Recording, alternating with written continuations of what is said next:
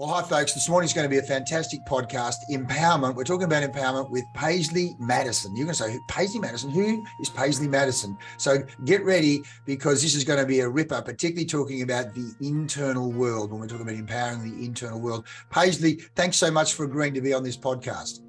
No problem. I'm glad that we've connected. Looking forward to it. Well, we met via a mutual friend, Jane Wishaw, is a journalist, who introduced me to Maria Halpin, and Maria Halpin has then introduced me to you. Maria, I did a podcast with Maria last week talking about Meeting for Minds, and you and I, once we met, I said, I've got to talk to Paisley. We've got to capture what's going on inside that mind of hers and what she's up to. So thanks for being here. So Paisley, firstly, tell us the Paisley Madison story. Where have you come from and what drives Paisley Madison if we're talking about empowerment?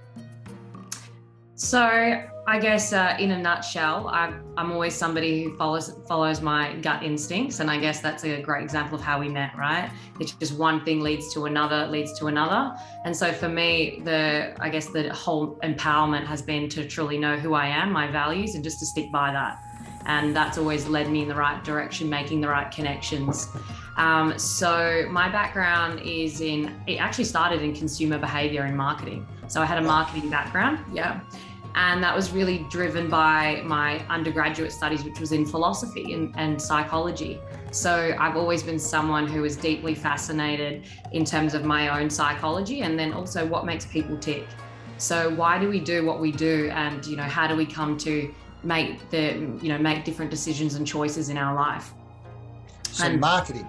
Yeah, and so that kind of led me into marketing, or I guess going through a traditional uni structure. I sort of thought that looks kind of about right. Why do we consume what we consume? And, in terms of all of the things like our clothes, our food.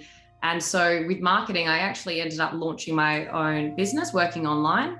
And I was in the digital age. So, doing social media, digital strategies, helping people understand their ideal audience and how that translated online.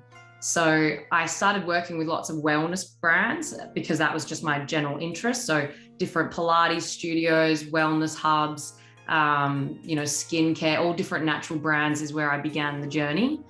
And funnily enough, by working with lots of small businesses just in my local city, I realized that if the business didn't work, it was because the individual didn't work. So it was kind of like, well, you don't really necessarily have a business problem. I just don't think you know who you are yet, or what you're interested in, and you are leading this business.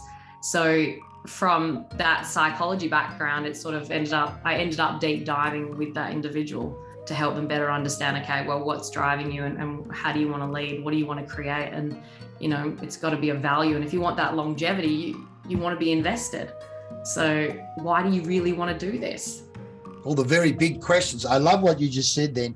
If the business didn't work, it's probably because you're not working. And you don't mean physically working, you mean working psychologically, mentally. Or again, whether it be Tony Robbins, a whole range of people say, 80% of your success is psychology. My business partner, Gary, said it's not 80% of your success, it's 100% of your success, because if you haven't got the psychology right, then you're not even going to bother, as you say, investing in yourself, let alone investing in the future of the business. So if the business is not working, you're not working. Well, that's an interesting challenge psychologically with someone right there and then. You clearly got to develop enough rapport to get to the point of going, you know what, let me give you the truth as in my truth.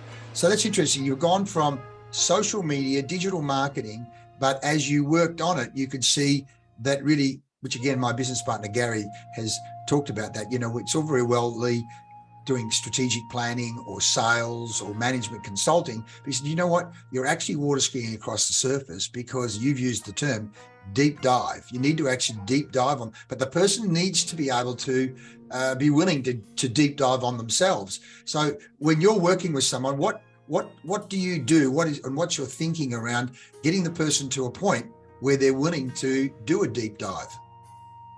Well, I think by the time that, and again, I believe in the sort of synchronicity of natural connections, in the same way that we've been connected, in the same way I was connected to Maria. And so I find that if I've been connected with someone, whether that's for their own for a business or for another sort of, I guess, problem that they feel they've encountered, they're already open. They already have a willingness.